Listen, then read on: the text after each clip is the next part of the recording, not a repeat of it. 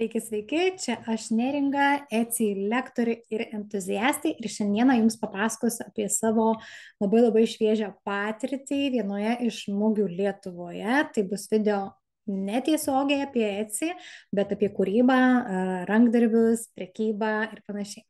Tai kas sekate mane Instagrame, tai jau kuris laikas dalinausi, kad ruošiausi dalyvauti jūros šventės mugėje Klaipėdoje, kuri buvo praeitą savaitgalį. Dabar šiandien yra Liepos 29, pirmadienis, tai kol viskas šviežia, mintys, emocijos, noriu viskuo pasidalinti. Ir informacija nebus tokia nuotaikinga ir geros emocijos, kaip galbūt atrodo dabar, bet apie viską iš eilės. Tai mane pasiekė tokia informacija jau gal pavasarį ar berods gegužę gal, kad galima registruotis dalyvauti kaip prekybininkui mugėje jūros šventės metu. Ir aišku, aš po to sudėliosiu visus taškus ant į, bet, ką reiškia jūros šventė? Aš iš tikrųjų niekada nebuvau prieš tai buvus jūros šventėje. Klaipėdą šiek tiek pažįstu, gal buvus, nežinau, 5 kartus 7 max, bet, šiek tiek, ar ne, ten pagrindinės gatvelės, bet nesu ta lankytoja, kur žinau, kur ten naršo žmonės, kur geriausios vietelės ir panašiai, bet apie jūros šventę buvau girdėjus labai daug, kad pritraukiamas žmonių, vyksta daug renginių, visas miestas būna pilnos sausakimšų žmonių, tai man tokia, mintis, kad visai logiška būtų sudalyvauti toje mugėje su savo kūryba. Pastarie metai aš Etsyje, iki šiol Etsyje aš prekiavau tik siūlais ir nėrimo raštais, patternais, bet drabužius pradėjau kurti, maždaug prieš metus ir jais dar niekur neprekiavau, netgi ir Etsyje nebuvau nieko įkėlus ir tiesiog, kūriau, nėriau dizainus, ir kaupiau tą kolekciją, kuri net nebuvo tokia kaip ir planuota. Vienas darbelis kitas ir žiūriu, kad tas stilius panašėja, išsigrynina gal labiau ir spalvos, tie visokie funky elementai, mazgeliai, karantys ir panašiai. Ir taip gausėjo, tada vieno modeliuko kitokį dydį, kitų spalvų ir panašiai ir gavosi tokia kaip ir kolekcija. Ir pasidariau porą fotosesijų čia Lietuvoje ir momentus rodžiau Instagrame ir sulaukiau tikrai labai daug ir labai gražaus dėmesio iš auditorijos ir norinčių įsigyti. Ir aš tiesiog nebuvo mano intencija, kad prekiauti savo darbais Lietuvoje. Aš juos dariau su intencija, kad prekiausiu Etsyje ir galbūt atskiram website užsienio auditorijai. Bet sulaukus to dėmesio kažkaip, pagalvojau, kodėl nepabandžius ir galvoju, reikėtų pasitikrinti tą auditoriją mugės metu, kada aš jau sužinojau apie mugę ir, mano tokios mintys logiškai dėliojasi. Tai yra jūros šventė, kuri pritraukia festivalis bene daugiausiai žmonių iš įvairių Lietuvos kampelių ir užsieniečių, įvairaus tipo žmonių. Kitas dalykas, kad tai tikrai daug žmonių, tai pirmas momentas, kad įvairių žmonių ir įvairius kontingentas, ar ne, su įvairiais pomėgiais, stiliais ir panašiai. Kitas, kad tikrai daug žmonių. Ir taip pat dalyvauja daug dalyvių, tų kūrybininkų, ar ne, ir kad aš Marijampolėje, bet nutolti biškį nuo Marijampolės dar nedrąsu man čia su savo darbais išeiti, čia Marijampolėje, sakykime, būtų neapsirengus, bet neapsirengus savo darbais, bet prekiauti, ar ne, mugės metu. Tai galvoju, jūros šventė toks saugesnis variantas, kada čia manęs vietiniai nenuteis. Tai aš taip kažkaip tai ir buvo gal, tokia savaitė apsisprendimo, kad dalyvauti ar nedalyvauti ir aš, taip negalėjau net keletą naktų užmigti ir galvoju, aš noriu dalyvauti. Aš net mačiau savo akyse, ta prasme galvoj, vaizduoti, kaip atrodys mano stendas, kaip aš išdėstysiu darbus, kaip jisai, žodžiu, kaip atrodys, jis taip ir atrodė iš tikrųjų, tai kilimas, kabykla, augalai, dirbtiniai, aišku, augalai, spintelės su siūlais, foteliukas, ta prasme, toksai mini butikėlis, į kurį net ne už už prekystalio prekiaujama, bet į kurį žmogus gali ateiti, pabendrauti, šviestuvai, lemputės ir panašiai. Toksai jaukus kampelis ir tarp kitko, kiek po to gavau atsiliepimų, komentarų, kai, na, įkėliau pirmus vaizdus, tai beveik 100% visi žodį jauku paminėjau. Tai ta vadinasi, aš tikrai padariau taip, kaip aš įsivaizdavau ir norėjau. Ir netgi mugės metu buvo labai daug, kas prieina iš pačių prekybininkų ir sako, wow, kaip gražu, kaip jūs čia puikiai pasiruošę, nors iš tikrųjų tai mano pirmoji mugė Lietuvoje. Aš anksčiau dirbus Anglijoje, tose mugėse, tose reguliariose, tose, kur visada vyksta kaip turgus daugiau tokie, tai mes ten irgi buvom tokie įdomesni, atsimenu, ten batais prekiavom. Tai šiek tiek gal iš to tokio vaibo ir įgyvendino ir sakykime, to pamatyto Londone, bet iš esmės, na taip, mes pasiruošėm fantastiškai. Tai va, tai dabar toliau sugrįžtant atgal, kaip viskas vyko, tai na, aš turiu Nerėją, Daivą, kuri padeda man nerti kai kuriuos modeliukus. Keliems modeliukams jinai padaro man paruoštukų, aš tada jau juos ten raišioju, dėlioju ir panašiai. Kelius modeliukus jinai neria pilnai, bet tai yra mano, na, išgryninti modeliai, duoti siūlai, susitarta kaip kas ir jinai tiesiog įgyvendina mano idėją. Ir kitą didžią dalį aš visiškai nuo A iki Z pati neriu, tai, na, žiūrint į priekį, tai aš manau, kad Nerėjos pagalbos reikės daugiau ir netgi gal daugiau Nerėjų, nes pati savo rankomis tikrai, na, jeigu prekyba išauks, tai poreikis, tai dėmesys, tai tikrai neįmanoma nunerti, nes, pavyzdžiui, tuniką, suknelį nunerti užtrunka 4-5 dienos. Tai, na, įsivaizduokit, ir tada įsivaizduoti tikriausiai. Ir aš nesu ta labai labai greita Nerėja. Aš ta tokia labai kruopšti galbūt esu Nerėja ir aš nėra mano greitis didelis. Aš žinau, pavyzdžiui, yra kitų Nerėjų, kuris dvigubai greičiau neria kaip aš. Tai va, tai esmė. Na, tie darbai kaupėsi ir jau kai sužinojau, kad dalyvausiu mugėje, tai dar skubėjau padaryti, užbaigti kelius modeliukus, tada Daivai Nerėjai, sakau, padarom šitą, pabaigiam, nes noriu vežtis ne 5 darbus. Ne? Tai rezultate gavosi, kad ant kabyklų kabojo drabužių berods 25 ar 26 variantai pasirinkimas, tada vežiausi siūlų, jau tų savo padarytų siūliukų, va, ten kamputyje matosi tokie miksiukai įvairūs, vežiausi babinų šiek tiek, vežiausi palaidos tokios kaip, na, vilnos, sluoksnelių, tai iš esmės keletą tokių vintažinių rankinių ir, na, tas butikėlis toks gavosi drabužiai, pledai, siūliukai, toksai, na, artsiai ir kaip sakyt, jaukus reikalas tiems, kurie mėgsta rankų darbą arba patys kažką kuria. Tai mes susiruošėm ketvirtadienį, ruošėmės tai iš tikrųjų ne vieną dieną, bet mes ketvirtadienį išvažiavom, tai susikrovėm mašiną ten dviese, priekį sėdėjom su mano dukterėčia Deimilė, mes važiavom, jai 16 metų, jinai pas mane dirba ir praktikuojasi ir aš jai duodu įvairių darbų, tai jinai važiavo man padėti mugės metu.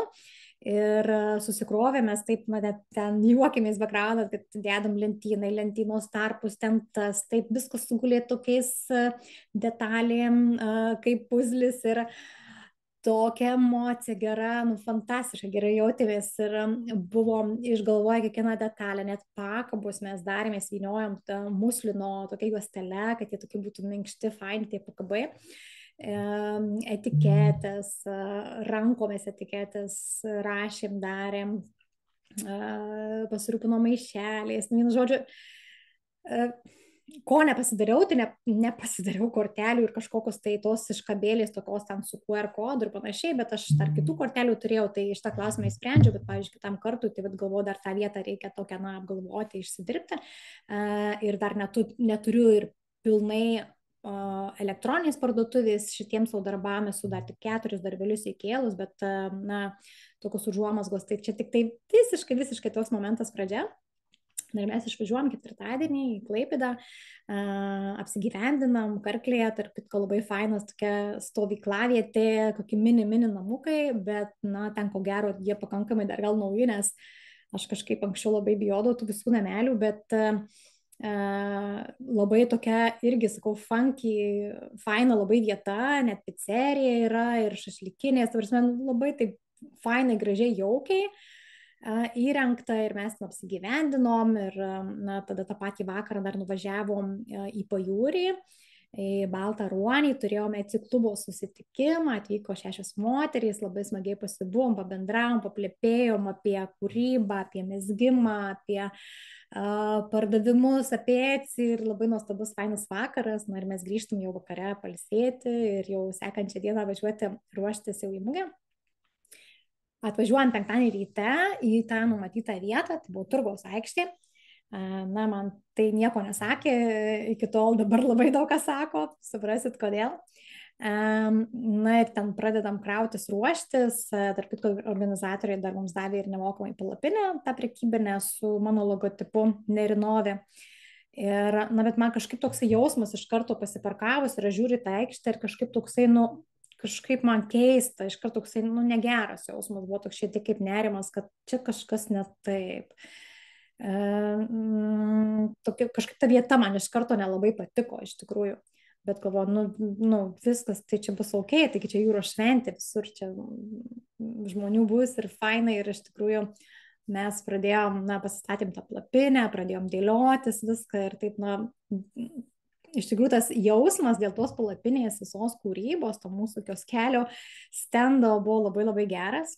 Labai gerai jaučiausi, ką aš dariau, kabindama rūbus, dėliu pasitikėjimu, puošdama tą erdvę.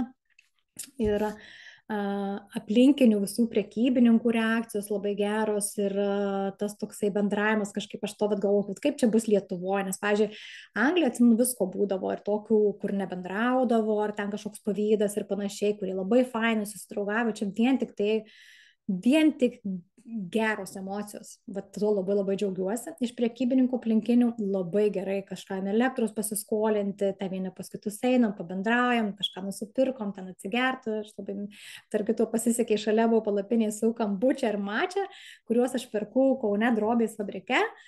Ir dar pas mus čia Marijampolėje Nicoje yra kavinė, jų kombučios, tai ir aš jų mačio perku, geriu ofise ir jie šalia tą palapinę turi, tai aš 2 dienas iš eilės gėriau braškinę mačią šaltą, fantastika, kas neragavę, būtinai paragaukit. Ir kombučią, tai aplinka, prekybininkai, fantastika, tikrai labai geros nuotaikos, emocijos, arba tiesiog aš taip mačiau ir taip pasisekė.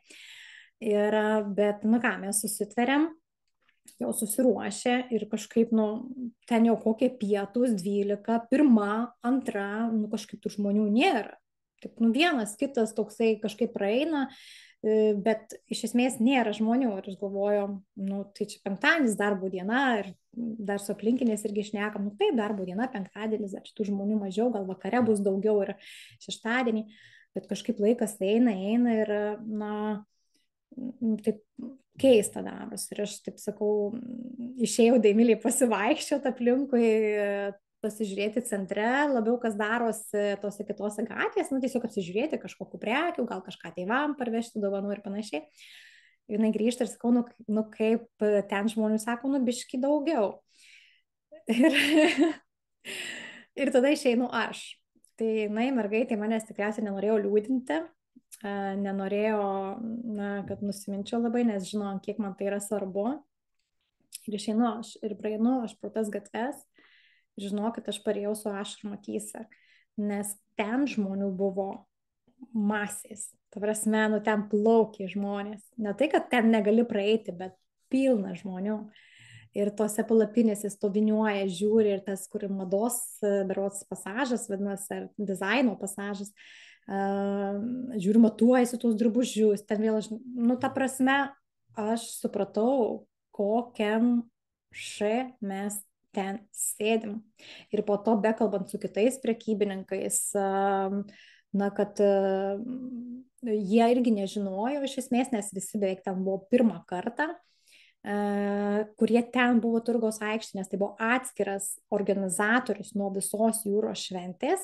Tai jūros šventės mugė buvo tose kitose gatvėse ir ten pasirodo kažkoks žemėlapiukas yra jūros šventės, kur kas vyksta, tai tos Turgaus aikštės, kur mes prekiavom, net nebuvo įtraukta, nes tai nebuvo jūros šventės dalis. Tai kitas organizatorius išsinuomojęs tą aikštę ir surinkęs žmonės, prekybininkus, kurie prekiautų jūros šventės metu. Bet kai mes registravomės, tai, na, tai gal ir nebuvo parašyta, kad mes jūros šventės dalis, bet tai buvo parašyta mugė jūros šventės metu, Klaipėdos centre, Turgaus aikštėje. Tai toksai, na, aš pasijaučiau kaip, na, apgauta šiek tiek įtraukta.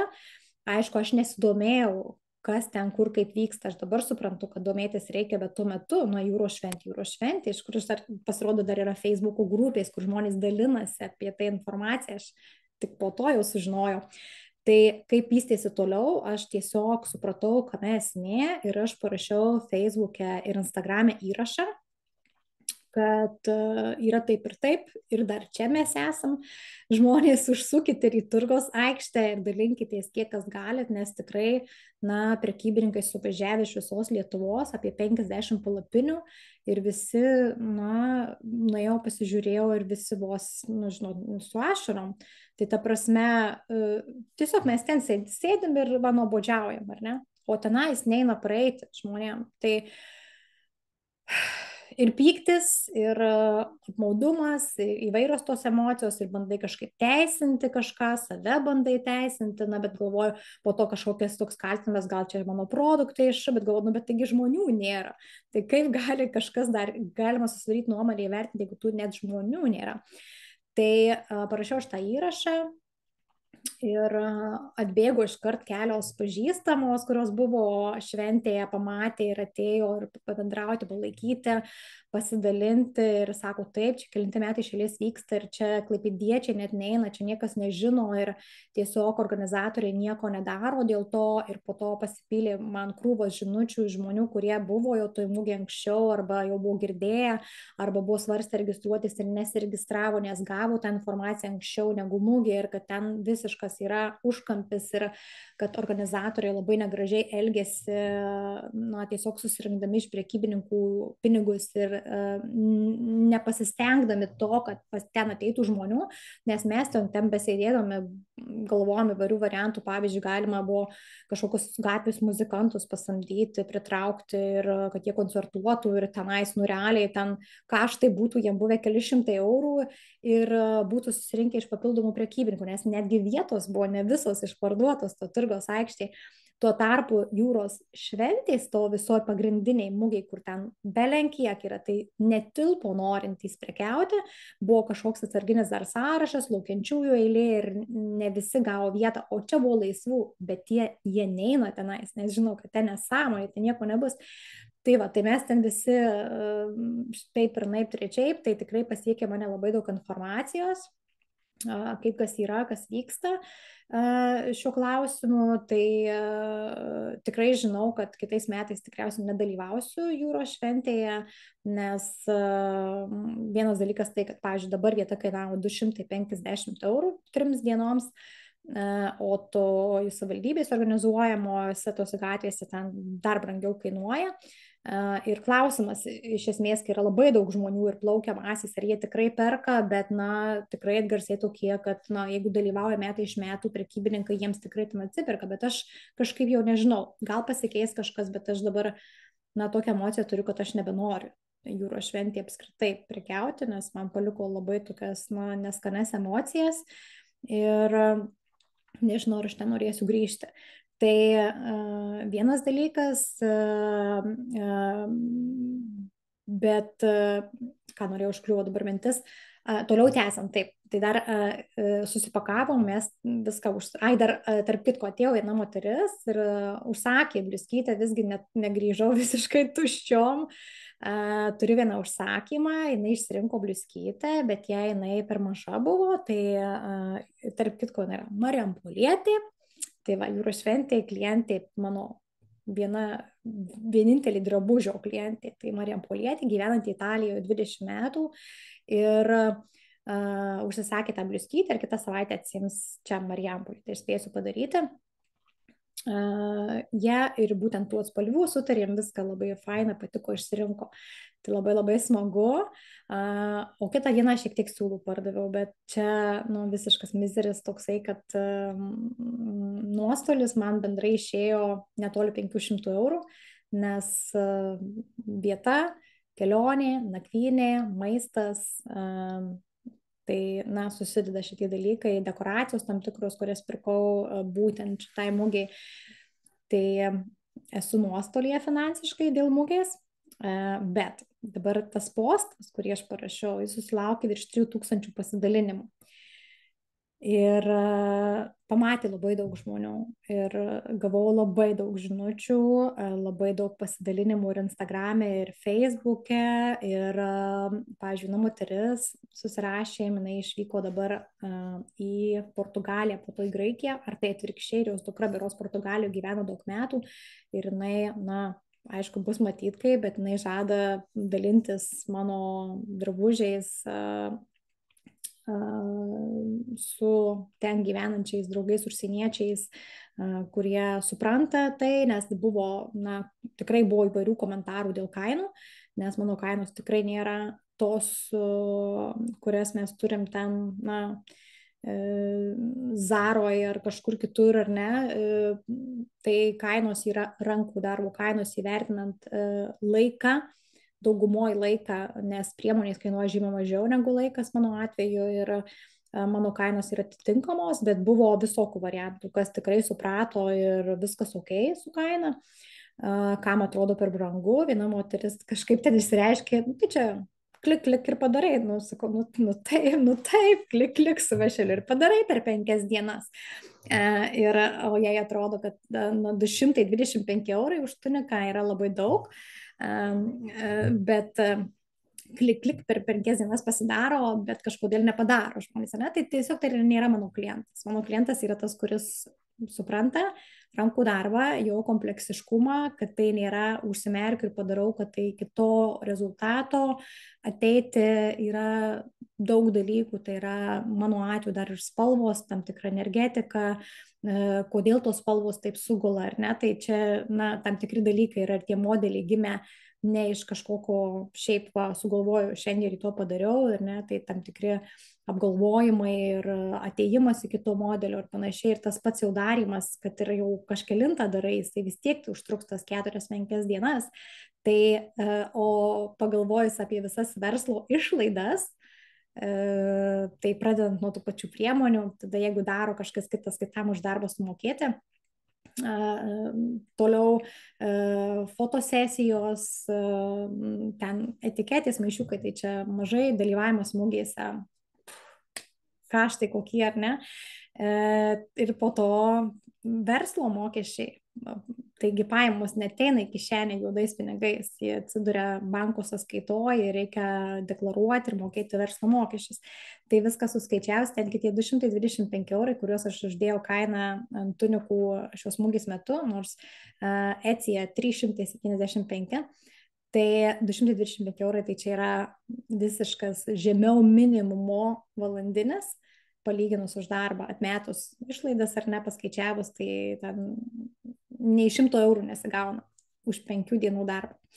Tai, bet žinoma, nesinori kainos daryti 500 eurų, vis tiek noriu kažkaip pradėti, įsivažiuoti, ir aš minėjau, kad mano fokusas nėra čia Lietuvoje prasimušti su šitą produkciją, bet tiesiog tą patirtį pasakau, kaip viskas yra. Tai nuostabių daug pažinčių. Tai vat antrą dieną, taip, pirmą dieną susipakuojam, išvykstam, nors sakom, na, tai dabar jau čia žmonių ateis krūvos, po to posto, šeštadienis, dar vyks renginys tenais šalia, buvo mašinų kažkoks šou, automatiškai ten koncertas ir žmonių bus.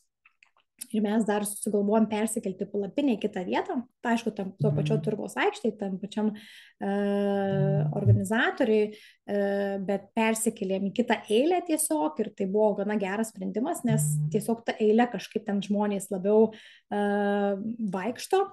Ir kitą dieną pamatėm, kad buvo geras sprendimas, nes, na, jau šiek tiek žmonių buvo, bet, na, tas šiek tiek, tai kaip eilinę dieną Marijampolėje pietų metu vaikšto, ar ne, arba dar mažiau. Tai buvo pora siūlų pardavimų ir tiek. Bet išdalinta nemažai kontaktų, pabendrauta ir, na, tikrai labai fainų reakcijų aplankė, nors tas postas ten 3000 pasidalinimų, bet, na, mūgiai kiek žmonių iš jų buvo, tai iš tų pamačiusių, tai tikriausiai vis tiek tuo procentų paėmus vienetai, nes iš esmės smūgis metu, kiek ten žmonių matėm plaukti, tai ten tūkstančiai žmonių, aš nežinau, kiek apsilanko, bet, na, gal ir šešiaženkliai suma žmonių apsilanko. Tai pas mus kiek atėjo, tai ten, nu, visiškas mizeris yra. Ir aš galvoju, būtent buvę toj, na, pagrindiniai kažkurioj gatvėje, tai 10 kartų daugiau žmonių, ten tikrai daugiau, 50 kartų ar 100 kartų daugiau žmonių buvo. Tai vieną briskytę pardavė, tai būčiau gal 10 pardavus, ar ne? Nu, tai, ta prasme, daugiau akių, daugiau šansų, ar ne? Tai nėra garantijos, kad aš būčiau labai gerai suprekiavus tenais. Aš nemanau, nes mano produkcija nėra ta, kur pamačiau ir griebiu, ar ne? Kitą kartą, pažiūrėjau, su papuošaliukais, kas prekiavo, pamatė, ten apyrankį 10-15 eurų noriu, griebiu, net negalvoju, ar ne? Na, tokiai produkcijai kaip mano reikia pagalvoti žmogui, bet vis tiek toj didesniai masiai žmonių daugiau ir tų, kurie supranta ir galbūt norėtų tokio drabužio, vienetinio visiškai, nuo kurio daugiau niekas neturės, ar ne? Bet čia esmė dar yra, kas tą mėgsta ir supranta, kad nori, na, tam tikrų rankų energijos darbo ir vienetinio daikto, kurio daugiau niekas neturės. Tai aš tikiu, kad toj masiai žmonių buvo tokių, kurie būtų sustoję ir įvertinę mano darbus ir įsigiję daugiau. O ten, tai kai mes juokiamės, kaip būkiam karantinę uždaryti, tai prasme, toks vaizdas, kad kažkas mus ten apjuosia apsauga ir nieko neįleidžia. Žinau, kad tikrai taip jautėsi, nes, tai prasme, na, nekoks jausmas, tikrai, nes lūkesčiai buvo kitokie, aišku, čia tas gal, kad lūkesčius užsikeli ir labai tikiesi daug ir po to, bet, na, bet ne taip blogai turėjo būti, ta prasme, pagalvos, jūros šventė. Čia man šiek tiek primena, kai aš gyvenau Londone ir 2012 metais buvo olimpiniai žaidynės Londone ir dar man teko progą dalyvauti atidarymo ceremonijos, vieno iš generalinių repeticijų ir labai fainai buvo, bet atsimenu tą visą vajų, kada visur aš tada studijavau ir atlikinėjau praktiką leidykloje ir buvo visur įspėjama, kad kiek įmanoma venkit viešų vietų, ten lankytis restoranuose, centre, kavinėse, nes į miestą suvažiuos suplauks ten berods ir 3 milijonai ir kiek žmonių, dalyvių, ten jų visokių komandų, fanų, šeimų ir panašiai ir žiūrovų. Tai viešojo transporto venkit kiek įmanoma, nes bus tragedija, žodžiu, bus viskas apsunkinta, ar ne? Tuo tarpu verslai susipirko įvairūs ten simbolikų, atributikų, prekiau, centre, ten kavinės naujos, ten atsidarė ir panašiai. Kas įvyko per olimpinės žaidynės, tada buvo miestas tuščias, visiškai tuščias, tiek centre, tiek transporte. Londoniečiai, visi, kas įmanoma, pasiėmė atostogas ir išvyko visokių oficiniai ir panašiai.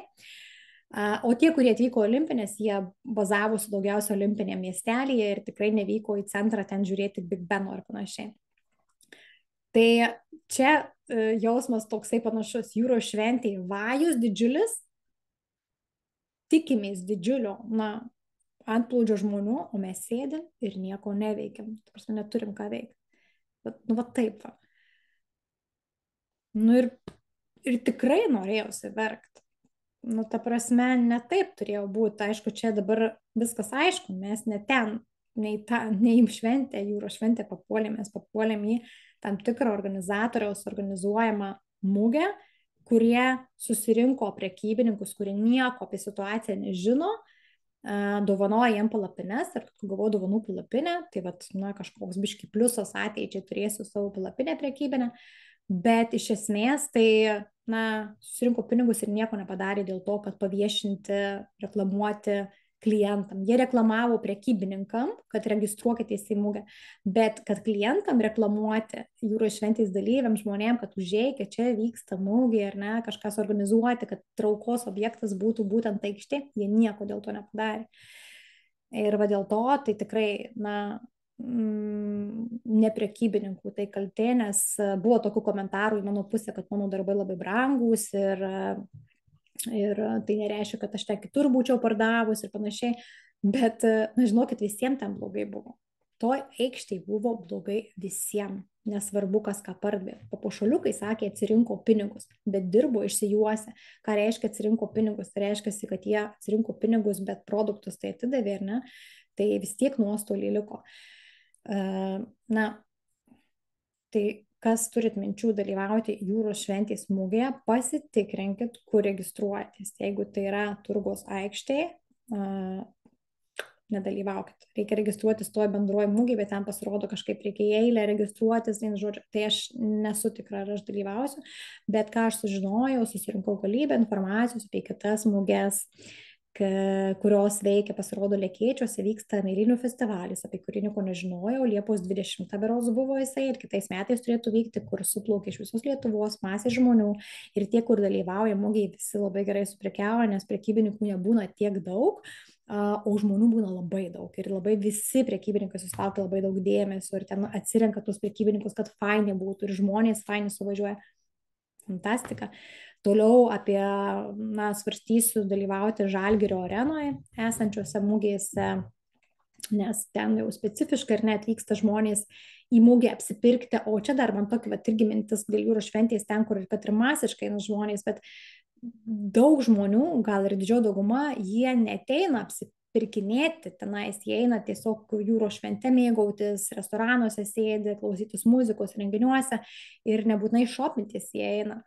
Tai va ten klausimas irgi kaip pasuprekiavo, nes galbūt ir ten ne visiems gerai buvo. Bet kai vyksta mugės specifiškai, ar ne, sakykime, Žalgirio arenoje Kaune, tai jos kaip mugės vyksta ir ten visi žmonės ateina kaip į mugę. Ne šiaip į kitą renginį, bet į mugę. Kaip paroda, sakykime, moters pasaulis, ar ne, jie ateina į parodą pažiūrėti, apsipirkti, sužinoti kažką naujo, tai bet specifiškai tenais.